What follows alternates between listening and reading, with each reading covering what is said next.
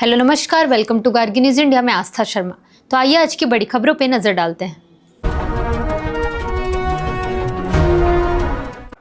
विदेश मंत्रालय ने साफ किया कि 24 मार्च को ईरान मुद्दे पर हुई कॉल सिर्फ नरेंद्र मोदी और डोनाल्ड ट्रंप के बीच हुई थी। एलन मस्क के शामिल होने की खबरों को सरकार ने पूरी तरह गलत बताया। नेपाल के पूर्व प्रधानमंत्री केपी शर्मा ओली को एक घातक प्रदर्शन पर कथित कार्रवाई में भूमिका के आरोप में हिरासत में लिया गया है। नए गृह मंत्री ने कहा कि यह गिरफ्तारी न्याय की शुरुआत है और मामले में आगे सख्त कार्रवाई की जाएगी।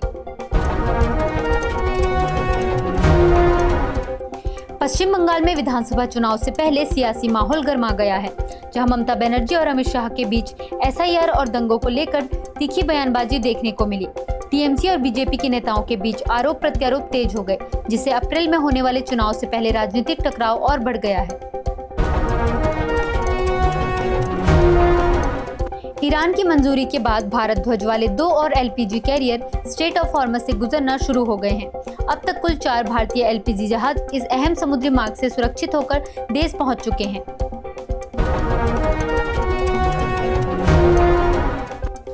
अमित शाह ने चुनाव से पहले ममता बनर्जी पर निशाना साधते हुए कहा कि वह विक्टिम कार्ड खेलती हैं।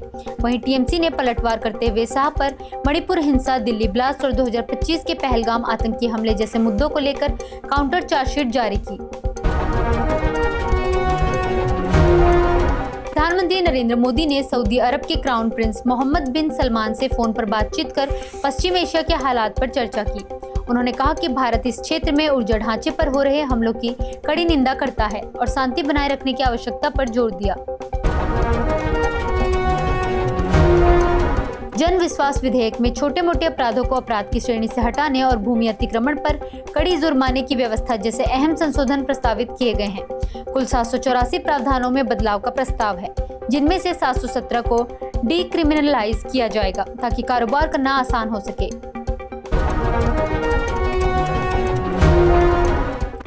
केंद्रीय वाणिज्य मंत्री पीयूष गोयल ने वर्ल्ड ट्रेड ऑर्गेनाइजेशन से समयबद्ध सुधारों को फिर से शुरू करने और नियमों के प्रभावी क्रियान्वयन को मजबूत करने की अपील की।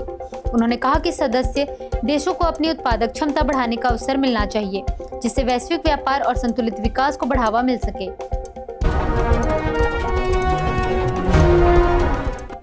पंजाब के वरिष्ठ कांग्रेस नेता लाल सिंह का निधन आज हो गया। चंडीगढ़ स्थित उनके आवास पर सांस लेने में तकलीफ के बाद उन्हें मोहाली के अस्पताल ले जाया गया, जहां उन्होंने अंतिम सांस ली।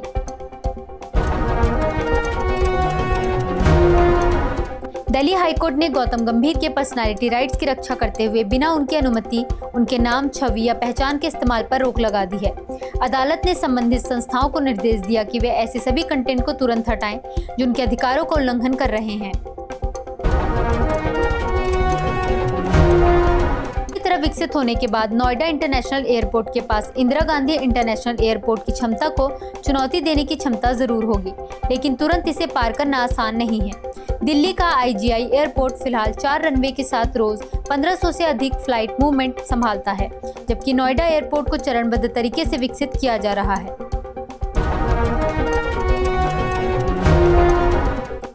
तमिलनाडु चुनाव के लिए द्रविड़ मुनेत्र कझगम की पहली उम्मीदवार सूची में उदयनिधि स्टालिन, ओ पनीरसेल्वम और सेंथिल बालाजी के नाम शामिल हैं। मुख्यमंत्री एम के स्टालिन को कोलाथूर सीट से फिर उम्मीदवार बनाया गया है, जबकि उदयनिधि स्टालिन चेपॉक ट्रिप्लिकेन सीट से चुनाव लड़ेंगे।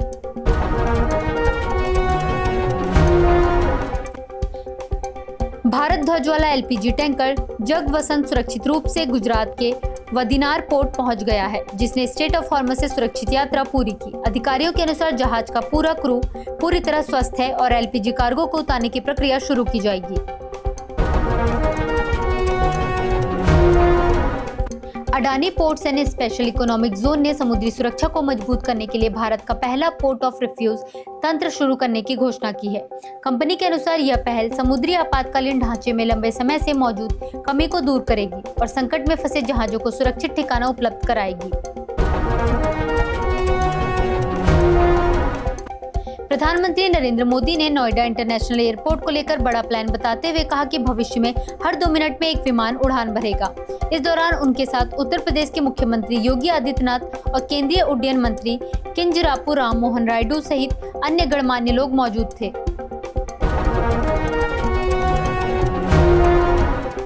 इजरायल ने दावा किया है कि उसे येमेन की ओर से पहली बार मिसाइल हमले का सामना करना पड़ा है, जिससे पश्चिम एशिया में युद्ध और तेज होता दिख रहा है।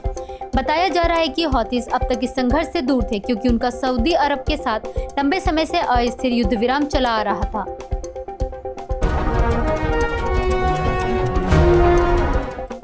कांग्रेस सांसद एस ज्योतिमणि ने तमिलनाडु में सीट बंटवारे और उम्मीदवार चयन प्रक्रिया में पारदर्शिता की कमी का आरोप लगाया है। उन्होंने कहा कि राज्य कांग्रेस नेतृत्व ने यह पूरी प्रक्रिया काफी गोपनीय तरीके से संचालित की, जिससे कार्यकर्ताओं में असंतोष बढ़ रहा है। हरियाणा के मुख्यमंत्री नायाब सिंह सैनी ने कहा कि राज्य में पेट्रोल, डीजल और एलपीजी की कोई कमी नहीं है। उन्होंने आश्वासन दिया कि केंद्र सरकार के कदमों के चलते ईंधन की आपूर्ति पर्याप्त और कीमतें स्थिर बनी रहेंगी।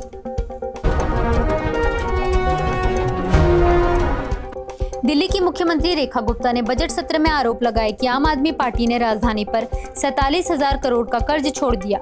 उन्होंने 2026-27 के लिए 1,03,700 करोड़ का बजट पेश किया, जिसमें इंफ्रास्ट्रक्चर, स्वास्थ्य, शिक्षा, हरित पहल और सामाजिक कल्याण पर खास जोर दिया गया है। भारत के लिए $100 प्रति बैरल तेल इस बार ज्यादा दर्दनाक साबित हो सकता है, क्योंकि भुगतान डॉलर में होता है और रुपए की कमजोरी असर बढ़ा देती है। मुद्रा विनिमय दर में उतार चढ़ाव के कारण आयात महंगा पड़ता है, जिससे महंगाई और अर्थव्यवस्था पर दबाव बढ़ता है। अमेरिका के यूएस स्टेट डिपार्टमेंट ने वैश्विक सुरक्षा अलर्ट जारी करते हुए अपने नागरिकों के लिए कई देशों को खतरनाक श्रेणी में रखा है।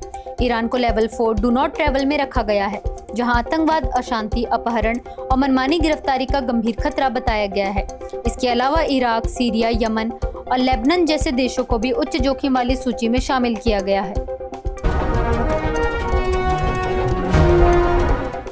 बैंक ऑफ अमेरिका ने जेफरी एप्स्टीन से जुड़े मुकदमे को सुलझाने के लिए $72.5 मिलियन पर देने पर सहमति जताई है। मुकदमे के अनुसार लियोन ब्लैक ने एप्स्टीन को $170 मिलियन का भुगतान करते समय बैंक ऑफ अमेरिका की सेवाओं का इस्तेमाल किया था।